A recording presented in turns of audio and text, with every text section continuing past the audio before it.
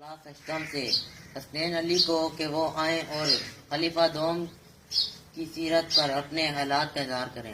حسنین علی۔ کرام، معزز حضرات کرام، جناب صدر محفل اور میرے مکتب ساتھیوں، السلام علیکم۔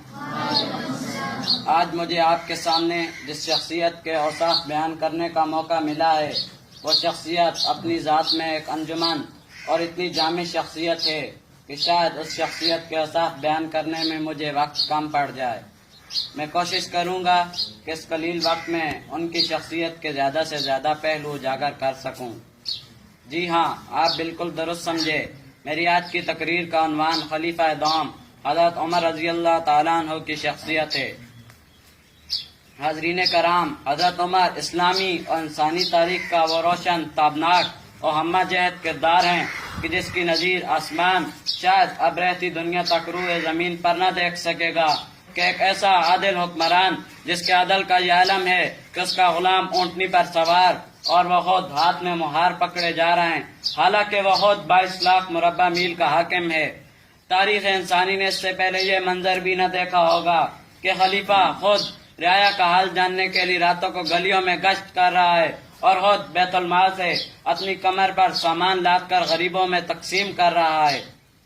وہ بات کہہ دوں جو پتھر کو بھی آپ کر دے، تو پھر سنیے۔ عشرہ مبشرہ کی صف میں شمولیت کے باوجود، جنت کی بشارت ملنے کے باوجود، زہد و تقوی کا یہ عالم تھا کہ آپ فرماتے تھے، کاش میں کوئی تنکا ہوتا جسے کوئی جانور کھا جاتا، آخر میں حساب کتاب سے بچ جاتا۔ فہم و فراست کا یہ عالم تھا کہ آپ کی زبان سے نکلے الفاظ کو اللہ تعالیٰ اپنے حکم میں تبدیل فرما لیتے تھے۔ رعب و دبدبہ ایسا تھا کہ شیطان وہ راستہ چھوڑ دیتا تھا جس پر حضرت عمر گامزن ہوتے تھے۔ وہ عادل بھی، منصف بھی، بطلِ جری تھا، حقیقت میں وہ نقش پائے نبی تھا۔ عمل اس کا ہر ایک رد بلا تھا کہ شیطان جسے دیکھ کر بھاگتا تھا۔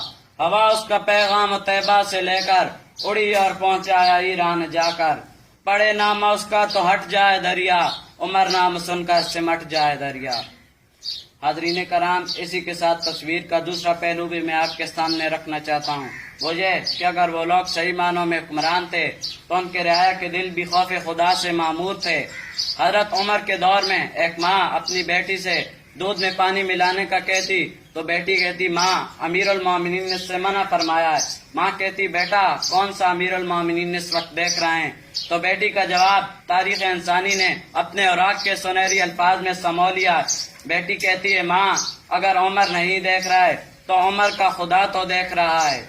اگر آج ہم حضرت عمر جیسے حکمران کی تمنا کرتے ہیں تو یہ کیسے ممکن ہے کہ ہم خود جھوٹ بولیں، دھوکہ دینے میں کسی قسم کار محسوس نہ کریں، ملاوٹ سے اعتراض نہ برتیں، رشوت دیں، رشوت لیں، ہر قسم کی برائی کو برائی نہ سمجھیں اور تمنا کریں حضرت عمر جیسے حکمران کی؟